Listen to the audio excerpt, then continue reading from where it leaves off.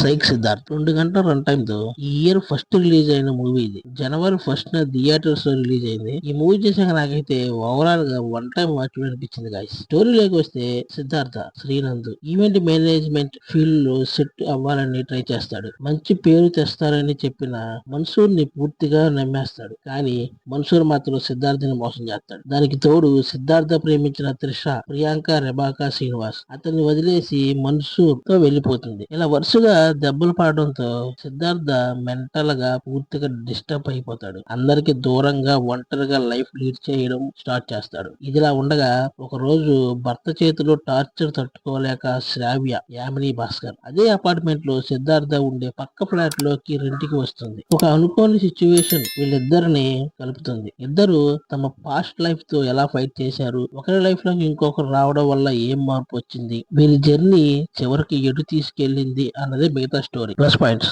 ముందుగా శ్రీనంద్ ఇది అతనికి కెరియర్ లో రిస్క్ తీసుకున్న క్యారెక్టర్ అని చెప్పుకోవచ్చు. ఇంతవరకు సాఫ్ట్ ఫ్రెండ్లీ రోల్స్ చేసిన శ్రీనంద్ ఇక్కడ మాత్రం ఫెయిల్యూర్ తో మెంటల్ డిస్టర్బ్ అయిన క్యారెక్టర్ లో కనిపిస్తాడు. ఫ్రస్ట్రేషన్, కన్ఫ్యూజన్, లోపల కోపం తన మీద ఉన్న ప్రతి సీన్ లోనూ బాగా చూపించాడు. చాలా సీన్స్ బాగా వర్కౌట్ అయ్యాయి. ఇక Yamini Bhaskar character second half లో రిలీఫ్ అనొచ్చు. శ్రీనంద్ తో ఆమె కాంబినేషన్ లో వచ్చే కొన్ని సీన్స్ నిజంగానే జెన్యూన్ గా నవ్విస్తాయి. మూవీ అంత సీరియస్ గా ఉన్న మైండ్ సెట్ ని కొంచెం చేంజ్ చేస్తుంది. ఇంకా ఈ మూవీకి అసలైన ఎనర్జీ సింహ. సిద్ధార్థ్ చైల్డ్హుడ్ ఫ్రెండ్ క్యారెక్టర్ లో రేవంత్ అనే క్యారెక్టర్ లో సింహ నటించిన ప్రతి సీన్ లోనూ స్క్రిప్ట్ టెంపో మారిపోతుంది. అతని expressions, body language, sharp dialogues మూవీకి చాలా పెద్ద ప్లస్ పాయింట్స్. ఇంకా డైరెక్టర్ స్టైల్ గురించి చెప్పాలంటే స్టోరీని చాలా సింపుల్ గా చెప్తూ పాపప్ టెక్స్ట్ తో, క్విక్కీ కట్స్ తో, ఇంట్రెస్టింగ్ సౌండ్ ఎఫెక్ట్స్ తో డిఫరెంట్ గా ట్రై చేశాడు. 2 గంటల రన్ టైం ఉన్నా కానీ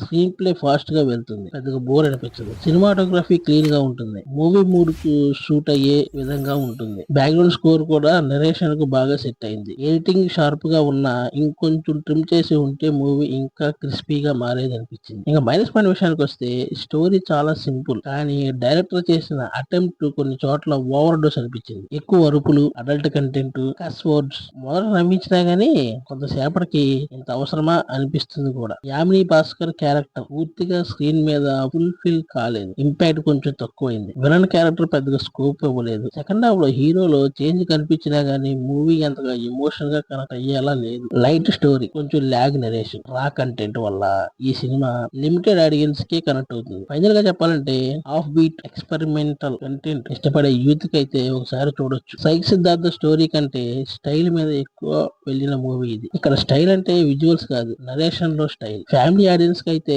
ఈ సినిమాను స్కిప్ చేయడం బెటర్. ఫైనల్ గా ఈ మూవీకి నా రేటింగ్ 2.2/5. ఇంకా ఇలాంటి latest movies and web series reviews miss కాకుండా ఉండాలంటే మన ఛానల్ ని సబ్స్క్రైబ్ చేయండి. బెల్ ఐకాన్ మీద ట్యాప్ చేసి నోటిఫికేషన్ కూడా ఆన్ చేసుకోండి. Thanks for watching.